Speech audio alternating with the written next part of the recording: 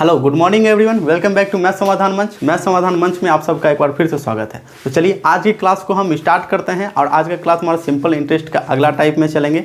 अगले इस क्लास को हम आगे बढ़ाएंगे। इससे पहले हम कर चुके हैं सिंपल इंटरेस्ट के पार्ट 3 तक, 3 पार्ट को हम कर चुके हैं। आज हम फिर से 2 टाइप को कवर करेंगे, ज़्यादा तो नहीं करेंगे। और उसके बाद जो है जब हमारा सिंपल इंटरेस्ट समाप्त हो जाएगा तब हम कंपाउंड इंटरेस्ट की तरफ चलेंगे। बहुत दिन से मेरा क्लास नहीं आ रहा था, इसका वजह यह था कि कैमरा ख़राब हो गया था। ठीक है, कैमरे की कमी के कारण हम क्लास रिकॉर्ड नहीं कर पा रहे थे। आज वापस से कैमरा मेरे पास है और हम फिर से आपकी क्लास को कंटिन्यू करने जा रहे हैं। ठीक है, तो ज़्यादा देर ना करते हुए हम पहले ये पता करते हैं कि अगला टाइप मेरा होने क्या वाला है। अगला टाइप है मेरा ब्याज की औसत दर पर आधारित प्रश्न। सिंपल इंटरेस्ट में ये बहुत ही इंपॉर्टेंट फैक्टर है। ठीक है, इसको ध्यान से समझना है। ब्याज का जो है औसत दर कैसे निकाला जाए। देखिए, जैसे कि मान लिया जाए कि एक ही धन है, 5% है, 5% है और वहीं पे क्या लग रहा है मेरा, मान लिया जाए 15% लग रहा है। ठीक है, अगर सिंपल सा इसका अगर औसत बताया जाए कि इसका औसत क्या है, तो हम सिंपल कह सकते हैं इसको दोनों को जोड़ के बटे 2 कर देंगे, 20/2 बराबर 10% हो जाएगा। लेकिन यहाँ थोड़ा सा ट्विस्ट ये आएगा कि प्रश्न में रहेगा जैसे कुछ धन किसी को दिया जा रहा है। मान लिया जाए वो धन क्या है, वो धन ये है, मान लिया जाए 2000 रुपया दिया जा रहा है किसी को। 2000 रुपये में हम किसको कितना दिए ये पता नहीं है, सिर्फ हमको रेट पता है और औसत रेट पता है। ठीक है, अब हमको इन दोनों के बेसिस पे ही हमको निकाल लेना है कि मेरा जो है कि रियल रेट में, मतलब कि 4% पे अगर किसी को दे रहे हैं या फिर किसी को 5% पे दे रहे हैं, तो उसमें जो है कि 4% पे कितना धन दिया गया और 5% पे कितना धन दिया गया। ठीक है, तो हम ज़्यादा देर ना करते हुए हम अपने पहले टाइप की ओर चलते हैं। तो पहला टाइप क्या है मेरा, पहला टाइप है ब्याज की औसत दर पर आधारित प्रश्न है। तो पहला क्वेश्चन क्या है, गोपाल ने 5000 रुपया आंशिक रूप से 4% और 5% वार्षिक दरों पर 2 लोगों को उधार दिए। समझ में आ रही बात। 2 वर्ष बाद उसे 4.2% का वार्षिक एवरेज औसत प्राप्त होता है। ठीक है, तो बताता है, पूछा जा रहा है कि 4% की दर पर कितना उधार दिया गया।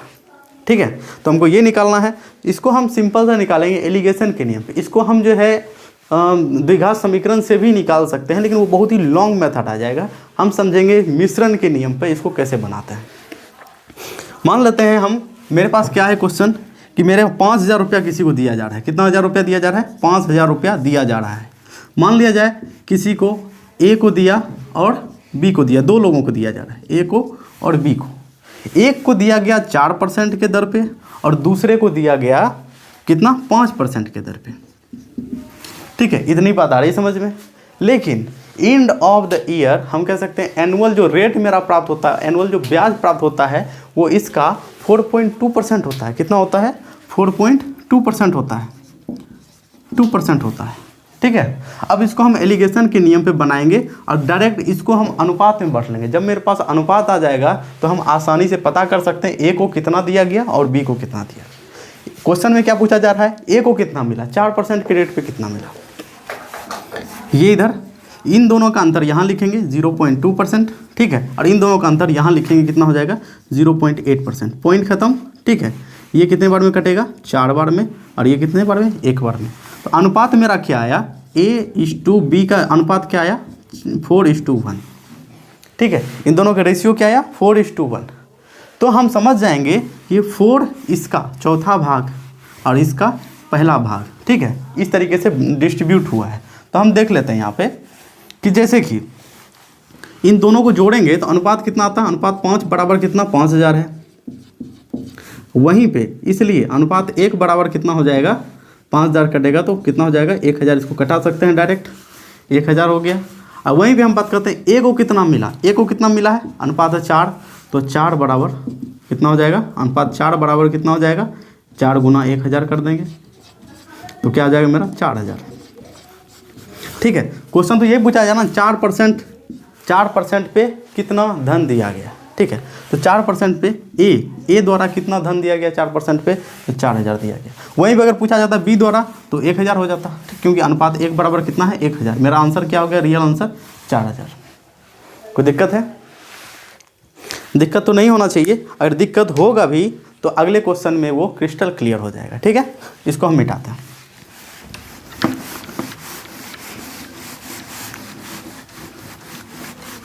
इसको हम मिटा चुके हैं। अब चलते हैं हम अगले क्वेश्चन पर। अगला क्वेश्चन क्या है मेरा, एक व्यक्ति ने 15,000 का कुछ भाग 15% और शेष भाग 10% वार्षिक दर पर उधार दिया। ये भी दो धन उधार देता है। 15,000 उसके पास था, उसमें से कुछ भाग जो है 15% पे और जितना बचा वो 10% पे दिया। ठीक है, तो बोलता है कि व्यक्ति को कुल पर 12% औसत प्राप्त होता है। कुल पर कितना प्राप्त, 12% औसत प्राप्त होता है। ठीक है, तो 10% की दर पर कितना दिया गया। इसमें भी हम मान लेंगे कि 15,000 का धन है। सबसे पहले मानेंगे 15,000 का, मानना नहीं है, तो दिया हुआ है 15,000 का धन है। इसमें दो भाग में इसको बांटा गया, ए बी। पहले भाग पे 15% का ब्याज लगा, ब्याज दर लगा, और दूसरे भाग पे 10% का ब्याज दर लगा, और दोनों का जो औसत था वो कितना था, 12% था। 12% था।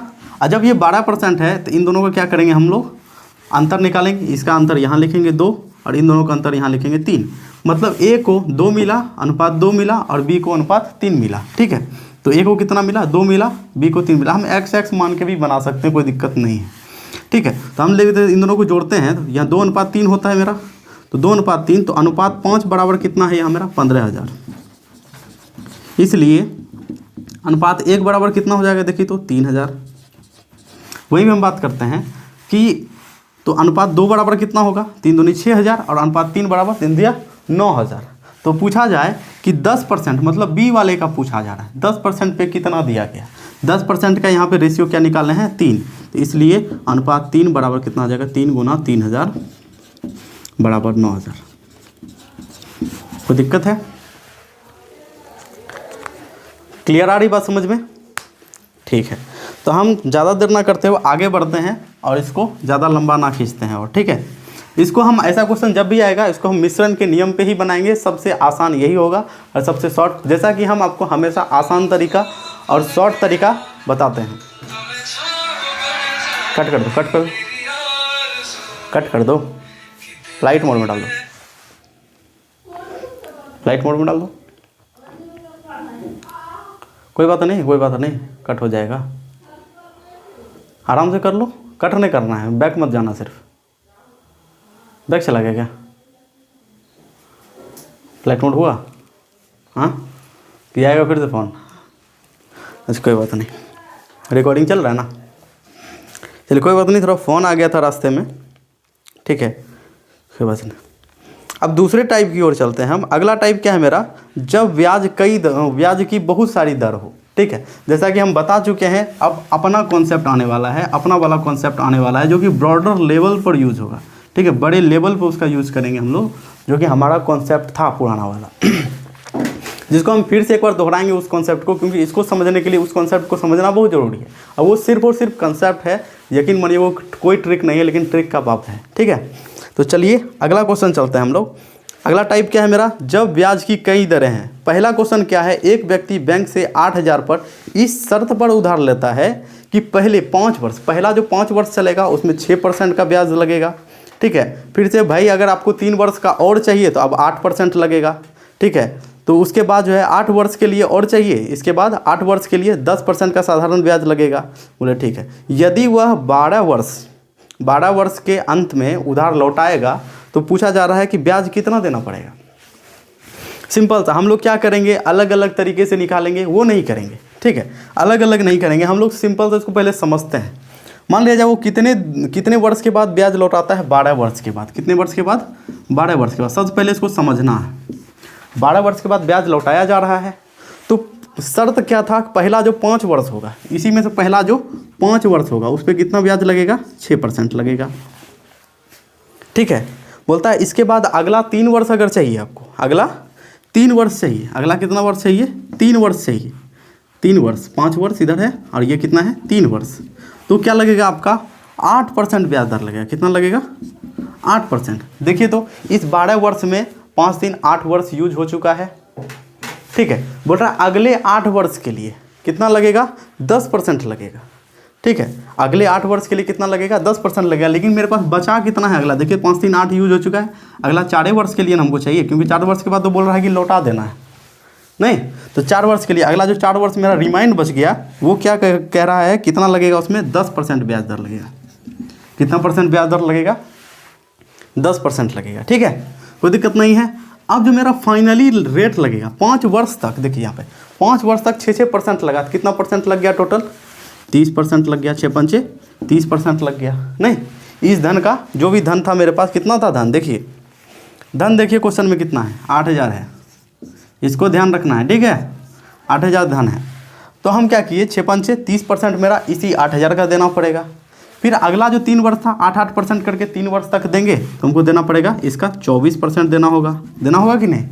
वहीं पे अगर मेरा ये बात है, देखिए यहाँ पे 4 वर्ष तक 10% देना होगा, तो कितना देना पड़ेगा? 40% देना पड़ेगा। इन सब को अगर जोड़ते हैं, पहले 30% दिए 5 वर्ष टोटल मिला के, फिर अगला 3 वर्ष का 24% दिए, अगला 4 वर्ष जो बचा था 12 वर्ष में, वो कितना है? 40% दिए। सबको अगर जोड़ते हैं तो कितना होता है? 94%, ठीक है। मतलब हमको जो ब्याज के रूप में चुकाना पड़ा, वो इस 8000 का कितना? 94% चुकाना पड़ा। सीधा सीधी बोल देता कि पैसे दे दो टोटल भाई हमको डबल करके, इतना तूल कलम लगाने की क्या ज़रूरत थी, ठीक है। इसके बारे में भी हम विशेष चर्चा करेंगे जब हम इकोनॉमी की क्लास को करेंगे, ठीक है। तो चलिए 94% हो गया, तो हमको सीधा अगर ब्याज अगर निकालना है तो सीधा इसका निकाल लेंगे, कितना? 8000 का कितना प्रतिशत? 94%, 94/100 कितना हो जाएगा? देखिए 8000 का, तो ये कटेगा ना, कितना हो जाएगा? 75/20, इतना रुपया हो जाएगा मेरा, ठीक है। कोई दिक्कत है? तो इतना रुपया हमको धन देना पड़ेगा, ठीक है, इतना रुपया सिर्फ और सिर्फ ब्याज देना पड़ेगा। इसको हम दूसरे मेथड से, अगर हम अपने ट्रेडिशनल मेथड से चलते हैं तो क्या करना होगा?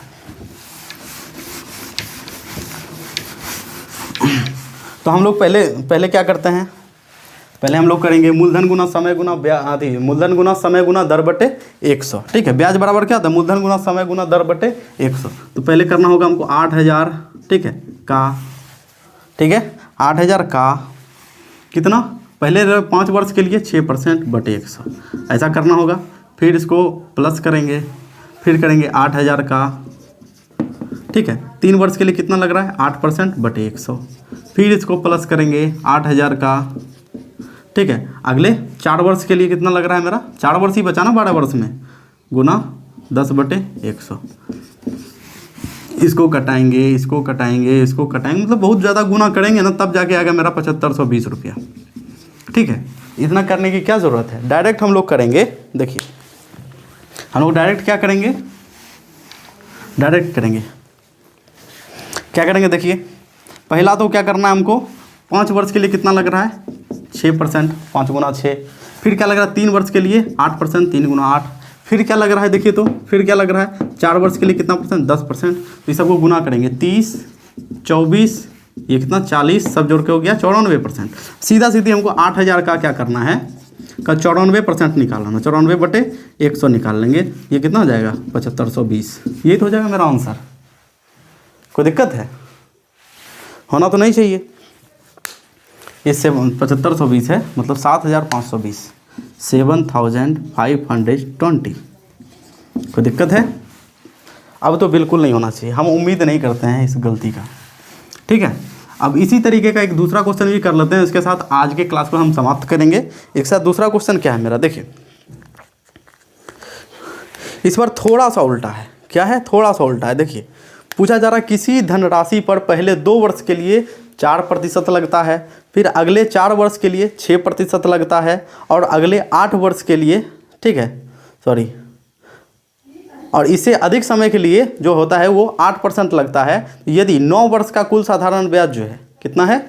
1120 रुपया है, तो धनराशि ज्ञात करना। इस बार साधारण ब्याज ही दे दिया गया, ठीक है, तो हम लोग वो भी निकाल लेंगे इसी विधि से, जो विधि हम आपको बताए हैं। तो 2 वर्ष के लिए कितना लग रहा है? 4%, कितना हो गया? 8, ठीक है, कोई दिक्कत? अगला क्या लग रहा है? देखिए तो 4 वर्ष के लिए कितना लग रहा है? 4 वर्ष के लिए कितना लग रहा है?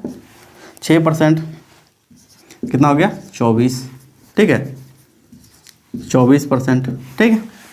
अगला देखिए तो हमको सिर्फ 9 वर्ष के बाद ही ब्याज लौटाना है, ठीक है, तो हम तो 6 वर्ष यहाँ यूज कर रहे हैं, बाकी बचा मेरे पास 3 वर्ष ही। 3 वर्ष जब बचता है तो 3 वर्ष कितने हुए? देखिए 3 वर्ष में 8% लगेगा, तो ये भी कितना हो जाएगा? 24%, ठीक है। देखिए तो 24, 48 और उसमें 8 जोड़ेंगे, कितना हो जाएगा? 56। कोई दिक्कत है? 24 24 48, उसमें 8 जोड़ेंगे कितना हो जाएगा 56%।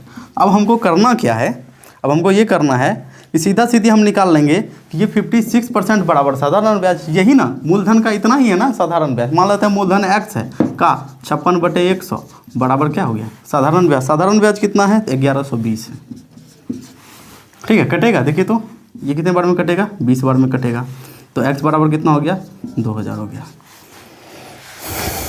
कोई दिक्कत? अब तो कोई दिक्कत नहीं है। या तो आप मान लिया जाए कि आपको x नहीं मानना है, बहुत अजीब टाइप का लगता है, सीधा सीधी लिखिए यहाँ पे, सीधा सीधे लिखिए कि 56% बराबर 56% बराबर कितना 1120, 1120, इसलिए 1% बराबर कितना हो जाएगा 20, 1% बराबर कितना हो गया 20, इसलिए हमको मूलधन कितना होता है 100% के बराबर होता है ना, इसलिए 100% बराबर 2000। आप अगर परसेंटेज को पढ़ चुके हैं, प्रॉफिट एंड लॉस को पढ़ चुके हैं, डिस्काउंट को पढ़ चुके हैं और उसके बाद आप सिंपल इंटरेस्ट में हैं, तो इसका मतलब ये है कि आपको कहीं भी कोई प्रॉब्लम होने ही नहीं वाला है। ठीक है, हम जो भी बोल रहे हैं वो आपके पास सीधा डिलीवर हो रहा है। ठीक है, हालांकि ये भी डिलीवर हो रहा होगा, वो भी हो रहा, लेकिन ये कॉन्सेप्ट हम कैसे लगाते हैं वो समझना है। तो पहले जो चलता था ना, पहले एक चीज़ में बहुत ज़्यादा प्रॉब्लम होता था कि ब्याज कितना लिया जाए और कब लिया जाए। ठीक है, बहुत लोग बोलते थे कि हमको 1 साल के लिए चाहिए, लेकिन उसको 2 साल के बाद लौटाता था। ठीक है, तो देने वाले का तो घाटा हो गया ना, समझे। मान लिया जाए हम 100 रुपया देते हैं, ठीक है, और हम बोलते हैं कि तुम जो भाई 100 रुपया हमसे ले रहा है ना, ये हमको 1 साल के बाद 110 रुपया लौटा देना। टोटल मिश्र धन, ये क्या हो गया मेरा मूलधन हो गया। ठीक है, ये मूलधन हो गया और ये मेरा मिश्र धन हो गया। ठीक है, ये मूलधन हो गया, ये मिश्र धन हो गया। तो इसमें ब्याज क्या हुआ, ब्याज क्या हुआ सिंपल इंटरेस्ट हम लगाए थे इस पर। सिंपल इंटरेस्ट मान लीजिए लगाते हैं, कितना हो गया 10 रुपया ब्याज हो गया। इसी को अगर परसेंटेज में अगर निकाला जाए कितना परसेंट ब्याज दे दिए हम, तो सिंपल सा ब्याज रेट क्या हो गया इसका 10% रेट हो गया। ठीक है, इसी चीज़ को जब से परसेंटेज का खोज हुआ है ना, तब से सिंपल इंटरेस्ट में ये जुटने लगा है। लेकिन इससे पहले भी क्या होता था, ब्याज का लेन देन होता था। हिस्ट्री में ये सारी बातें दर्ज हैं। ठीक है, तो उस समय कैसे होता होगा, उस समय अनुपातिक नियम पे होता था। ठीक है, उस समय अनुपात चलता था, रेशियो चलता था, आपको पता होना चाहिए, क्योंकि उस समय जो है वस्तु विनिमय प्रणाली में अनुपात का बहुत बड़ा रोल था। ठीक है, तो ये हिस्ट्री की बातें हैं, यहाँ हम वैसी बातें नहीं करेंगे। तो हम कैसे करते हैं, देखिए मान लिया जाए कि 10% अगर ब्याज दिया जा रहा है, कितना परसेंट 10% ब्याज दिया जा रहा है, वो 1 साल के लिए। वहीं अगर 2 साल के लिए दिया जाता तो यही 10% पहले साल भी लगता, यही 10% दूसरे साल भी लगता, ये होता 20%। वहीं पे अगर ये 3 वर्ष के लिए दिया जाता तो 10%, 10%, 10%, ये हो जाता 30%। समझ में आ रही बात है। तो ये काम हम डायरेक्ट कर रहे हैं, जैसा कि पहले किया जाता था। ठीक है, वही काम हम यहाँ डायरेक्ट कर रहे हैं। ओके, ये रियल कॉन्सेप्ट यही है, इसी से फॉर्मूला निकला है टूट के। ठीक है, इसी से टूट के फॉर्मूला निकला है। समझ में आ रही बात है। हम फॉर्मूला को तोड़ नहीं रहे हैं, मेन फॉर्मूला यहाँ से निकलता है और उसके बाद वो फॉर्मूला बनता है। क्या बनता है, P/R/T/100, PRT/100, वो इसी से बनता है। इसमें देखिए तो ये जो 30% निकाले, इसमें क्या क्या चीज़ है, पहला तो इसमें रेट है ना, और दूसरा क्या है, इसमें टी है, टाइम। 2 चीज़ है ना, दोनों को गुना किए। रेट कितना था 10, उसको 3 से गुना करते हैं तब ना 30 होता है। रेट था 10, उसको 2 से गुना करते हैं तब ना 20 होता है। तो इसको क्या किया गया, डायरेक्ट इसको फॉर्मूला बना दिया गया। अब हम लोग निकाल लेते थे, क्या मान लिया जाए 100 रुपया है, 100 का 30% डायरेक्ट हम लोग निकाल लेते थे, तो हमको पता चल जाता था कि ये 30 रुपया है। वहीं पे 200 का 30% हम डायरेक्ट निकाल लेंगे, तो ये क्या हो जाएगा मेरा 600 रुपया, ये 60 रुपया है। आ रही बात समझ में, मतलब कहने का क्या मतलब है, ये तो समझ में आ रहा होगा ना। तो इस चीज़ को जो कि यहाँ हम 30 डायरेक्ट लिखे हैं, वो क्यों लिखे हैं, क्योंकि R/T।